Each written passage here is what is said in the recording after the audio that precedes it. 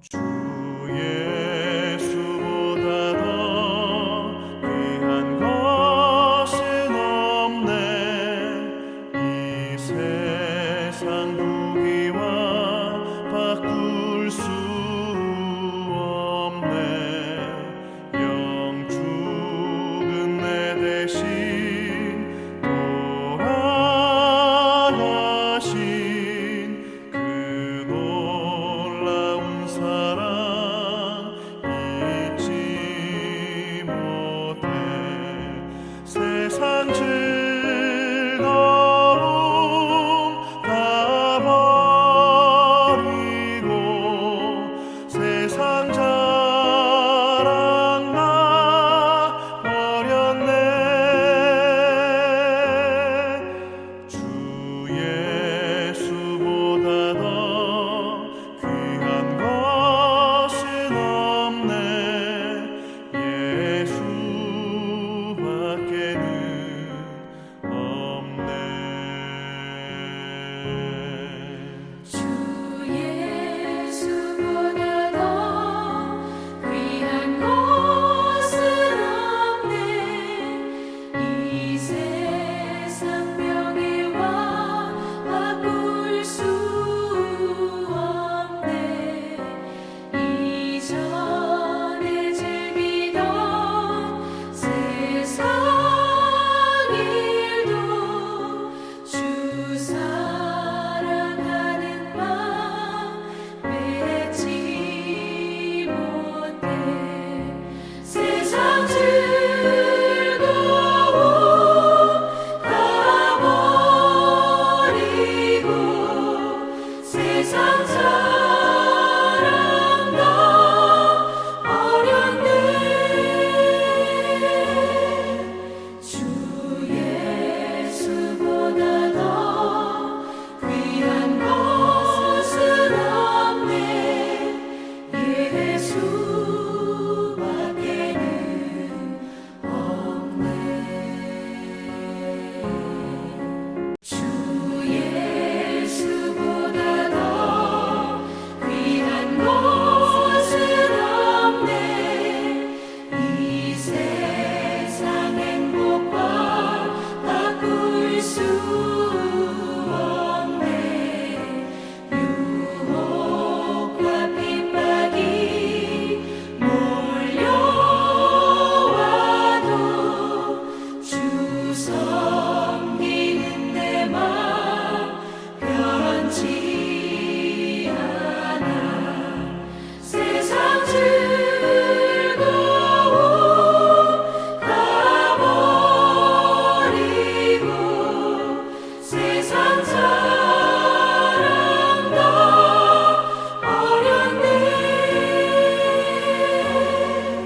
주 예수보다 더 귀한 것은 없네. 예수밖에는 없네. 52편. 포악한 자여, 내가 어찌하여 악한 계획을 스스로 자랑하는가? 하나님의 인자하심은 항상 있도다. 내 혀가 심한 악을 꾀하여 날카로운 삭도같이 간사를 행하는도다.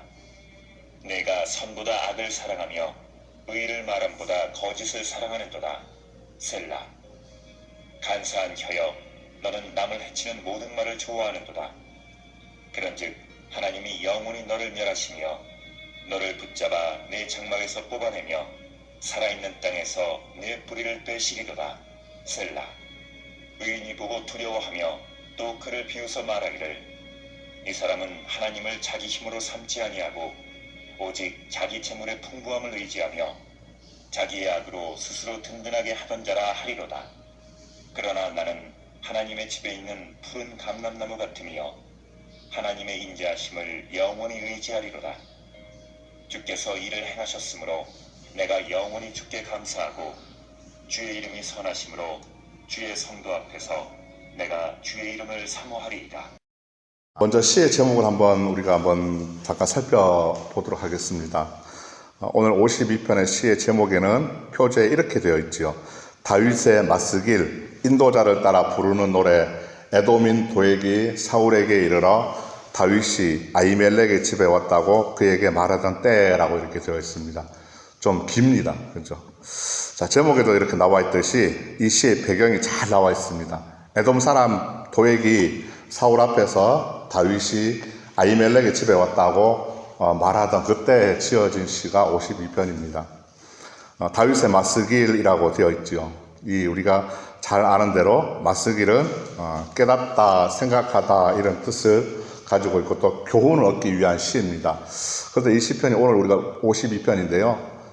총 시가 150편이지 않습니까? 150편의 시 중에 이 맞서길이라는 시가 살펴보면 13개가 있습니다. 13개 시가 있고요. 그런데 이제 오늘 상황을 잠깐 보면은 에돔에 사는 사람 도액이라는 사람이 있습니다. 이 사람이 사울에게 가가지고 다윗이 아히멜렉의 집에 왔다고 이렇게 일러주는 상황입니다. 그렇게 좋게 일러주는 게 아니고 이게 밀고를 하는 상황입니다. 도액은 에돔 사람입니다. 이 에돔이라는 뜻은 바로 이제 붉다라는 뜻이죠. 우리가 잘 아는 대로 창세기 25장에 보시면 거기에 나오는 이삭의 쌍둥이 아들이 있지 않습니까? 바로 이제 에서와 야곱. 거기에 형 이름이 에서죠. 그 에서의 별명이 에돔입니다. 그래서 형 에서의 후손들이 세운 나라가 바로 이제 에돔 족속입니다. 에돔 족속인데 이 에돔 사람들은 어디에다가 틀을 잡고 살았을까요? 구룡포에는 참 바람도 불고 공기도 좋고 참 좋습니다. 그런데 이 에돔 족속들이 산 곳은 바로 이제 사해바다 동남쪽에 있는 세일산에다가 집을 짓고 살았습니다. 세일산이라는 곳에 터를 잡고 공동체를 이루어서 거주를 했는데 이곳은 산이 있는 곳입니다. 해발 1700m 됩니다. 1700m 정도 되면 우리나라로 치면 어떤 산 정도 될까요? 강원도 가면 태백산맥이 있습니다. 태백산맥. 거기에 보시면 태백산맥에서 제일 높은 산이 바로 이제 태백산이죠. 설악산입니다. 설악산 대청봉의 높이가 1708m입니다. 그 산하고 참 비슷하죠. 그러니까 세일산은 1700m, 그리고 설악산은 이제 1700m, 그러니까 비슷한 산입니다. 자, 그런 곳에 이제 집을 짓고 터를 짓고 이제 공동체가 살게 됩니다. 거기에는 이제 바위가 많은 산악 지역입니다. 바위도 많고 또 그곳에는 참 지리적으로도 중요한 요충지였고 또 경제적으로나 군사적으로도 아주 중요한 요새 같은 곳입니다. 이 시의 배경은 어디냐? 사무엘상 21장하고 22장에 오늘 배경이 있습니다. 다윗이 사울을 피해서 쫓겨다닐 때 자기를 돌봐준 사람이 있거든요. 누구냐? 바로 아히멜렉이라는 제사장입니다. 이 제사장인데, 그런데 이 도망다니는 다윗을 돌봐준 것을 이 에돔 사람이 이제, 그리고 또 사울의 신하인 도액이 이제 사울 왕한테 가서 밀고를 합니다. 그로 인해 가지고 제사장 이 아히멜렉이 죽임을 당하는 사건이 있었는데 이 사건을 배경으로 쓰여져 있습니다. 다윗은 이제 자기 때문에 그때 수많은 제사장 85명과 함께 그의 온 가족들이 몰살을 당한 참상이 일어납니다. 그 참상이 일어나자 아마 그때 몹시 괴로워했던 것으로 보입니다. 왜냐하면 자신으로 인해서 일어난 엄청난 그런 비참한 그런 탄식의 상황에서 그때 깨달음을 얻은 시가 바로 오늘 52편의 시라고 할 수 있습니다. 이 시의 내용을 보면은 악인은 반드시 하나님의 심판을 받게 될 거다. 그리고 의인이 승리할 것을 선포하는 내용으로 되어 있는데요. 1, 2절을 한번 보시겠습니다. 1, 2절에 보시면 어떤 상황이냐. 다윗이 이제 사울을 피해 다닐 때입니다. 이 높 땅에서 일어난 사건을 오늘 기록을 하고 있습니다. 사무엘상 22장 6절에서 23절에는 한 사건이 기록이 되어 있습니다. 사울이 이제 높 땅의 제사장 학살 사건이 기록이 되어 있습니다. 이 사건을 잠시 보시면은 이제 다윗이 높 땅의 제사장 아히멜렉이죠. 아히멜렉에게 피신을 합니다. 그럴 때 사울의 신하 이 도액이 밀고를 해서 제사장 85명들과 그의 온 가족들이 학살을 됩니다. 그때 아히멜렉은 다윗을 사울 왕이 보낸 그냥 심부름꾼으로만 그냥 알고 반갑게 맞아줍니다. 그런데 이제 도망자라는 사실을 숨기고 이 도액은 제사장한테 아히멜렉에게 가서 이제 모함을 합니다. 자, 우리가 여기서 사울이라는 인물을 잠깐 보려고 합니다. 사울은 어떤 사람이냐면요, 철저하게 자기 중심적인 사람입니다. 또 독선적인 경력을 가지고 있는 왕입니다. 그런데 이 다윗에게는 다윗을 따르는 추종자들이 있었습니다. 그런 추종자들이 많이 모여듭니다. 반대로 사울에게는 오히려 사울에게 은혜를 입은 자들도 있거든요. 그런데 그런 은혜를 입은 사람들조차도 멀어집니다. 왜 그렇게 했을까? 사울의 정치는 폭력 정치입니다. 폭력 정치고 또 그래서 그것 때문에 여러 가지 이제 폭력 정치로 인해서 안에 있는 조정들, 관료들까지도 이제 자기들 안에서도 사울왕한테 이제 불신이 생기게 됩니다. 그래서 이제 심지어는 어떤 상황이냐, 백성들조차도 더 이상 사울을 왕으로 여기지 않게 되는 그런 상황이 벌어지게 됩니다. 그래서 사울의 폭군 정치와 불신으로 인해서 자기 주변의 모든 사람들이 등을 돌리는 상황이 됩니다. 자, 그런 상황에서 사울은 이 모든 것이 다윗 때문에 그렇다 생각을 하게 됩니다. 그러니까 이제 다윗을 잡아 죽이려고 하는 겁니다. 자, 그래서 이제 다윗은 어떻게 됩니까? 잡히면은 이제 죽게 됩니다. 그렇기 때문에 목숨을 걸고 사울을 피해 다녀야 되는 것이죠.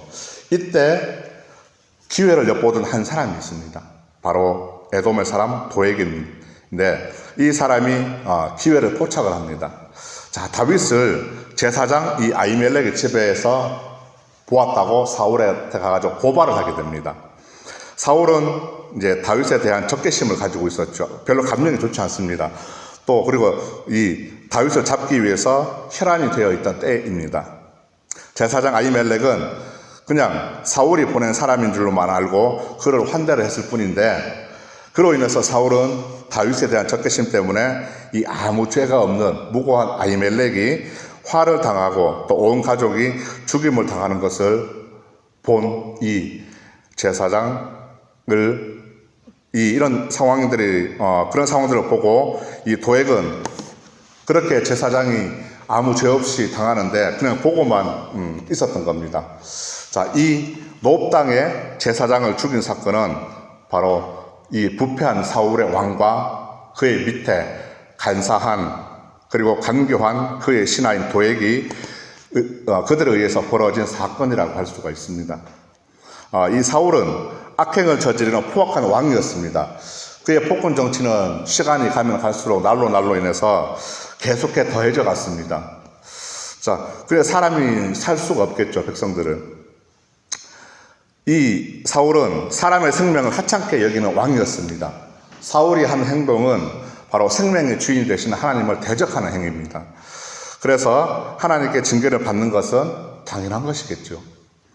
사울의 모습을 통해서 보면은 우리가 얻을 수 있는 교훈은 이 타락한 인간은 계속해서 보면은 시간은 갈수록 악한 행동을 계속 벌인다는 겁니다. 자, 그래서 우리는 어떻게 될까? 우리는 하나님 앞에서 믿음으로 굳게 서야 될 줄로 믿습니다. 하나님을 향해서 우리의 신앙이 멀어지지 않도록 우리는 그렇게 조심을 해야 될 것입니다. 그러기 위해서 우리가 어떻게 되겠습니까? 우리는 자신을 돌아보는 시간이 필요합니다. 이 사도 바울이 고린도전서에서 10장에서 이렇게 말했습니다. 선줄로 생각하는 자는 넘어질까 조심하라 그랬습니다. 항상 우리는 조심해야 되는 것입니다. 믿음 안에 내가 있는가?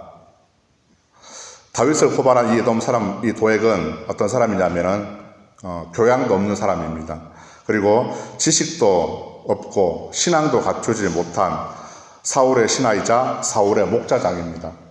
그는 자신의 힘만 의지해서 살아가는 사람입니다. 에돔 사람은 하나님 앞에서 버림받은 민족이죠. 그런 출신의 사람이 사울의 신하가 되기란 어려웠습니다. 오늘 1절에도 보시면은 다윗이 이렇게 얘기합니다. 포악한 자여, 네가 어찌하여 악한 계획을 스스로 자랑하는가? 또 2절에도 보면은 그는 속으로 심한 악을 꾀하고 있다 이렇게 얘기를 합니다. 그러니까 도액은 악한 계획을 가지고 있습니다. 그에게는 잘못된 욕심이 하나 있습니다. 자신이 사울 왕의 신하이죠. 신하는 왕한테 잘 보여서 더 큰 인정을 받아서 높은 자리에 올라가고 또 왕에게 총애를 받는 그런 신임을 받는 그런 내가 신하가 되는 그런 욕심을 가지고 있습니다. 그러니까 한마디로 얘기하면 권력에 대한 욕심이죠. 권력에 우리가 많이 올라가게 되면 부도 자연스럽게 따라오지 않겠습니까? 실로 도액은 그의 혀가 심한 악을 꾀하여 날카로운 삭도같이 간사를 행하게 되었죠. 무슨 얘기냐? 무고한 제사장을 죽이게 되었습니다. 그 말 한마디 때문에. 3절에 한번 보십시오. 도액은 선보다 악을 사랑하였고 의를 말함보다도 거짓을 사랑했습니다. 그는 간사한 자였고 또 남의 목숨을 해치는 그런 말을 좋아하는 사람이었습니다. 그런 그에게는 하나님의 심판의 결과가 있습니다. 하나님께서 반드시 악인을 심판하신다고 하셨는데 그 심판의 결과는 5절이죠. 5절 보시면 하나님이 영원히 너를, 그러니까 악인을 멸하실 것이다. 또 네가 살아있는 땅에서 뿌리를 뽑아내실 것이라고 합니다. 하나님이 이렇게 심판하시는데 그 심판하신 이유가 뭘까요? 그 심판하신 이유는 그 죄의 이유가 있습니다. 7절에 나와 있습니다. 하나님을 자기 힘으로 삼지 않고 재물에 눈이 어두워서 재물에 집착했기 때문에 그렇습니다. 자기 힘을 의지하고 또 살아가기 때문에 악인을 심판하실 것입니다. 악인들은 자기 힘을 의지합니다. 재물에 힘을 의지하며 살아갑니다. 그러나 우리 하나님을 믿는 사람들, 그 의인은 재물의 힘이 자기를 의지하는 것이 아니라 우리는 8절의 오늘 본문처럼 그러나 나는 하나님의 집에 있는 하나님의 인자하심을 영원히 의지하리로다. 그랬습니다. 믿음의 사람은 재물의 힘도 아니요 자기 자신도 아닙니다. 그렇다면 우리는 저와 여러분 믿음의 사람들은 하나님의 인자하심을 의지할 때 어떻게 되느냐? 하나님의 집에서 영원토록 푸른 감람나무 같이 우리의 생명은 구원받을 줄로 믿습니다. 그러니 우리는 재물과 권력을 바라보는 그런 잘못된 욕심을 가지기보다는 우리에게 영원토록 생명을 주신 그 하나님의 인자하심을 또 사모하고 의지할 수 있기를 바랍니다. 주의 인자하심을 사모하는 우리에게 하나님의 크신 은혜가 있을 줄로 믿습니다.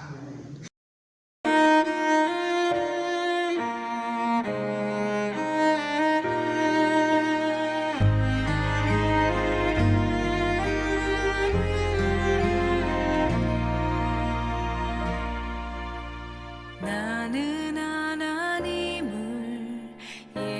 예배하는 예배자입니다.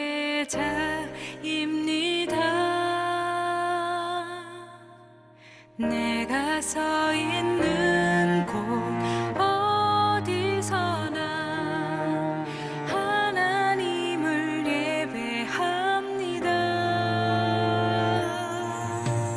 나는 하나님을 예배하는 예배자입니다.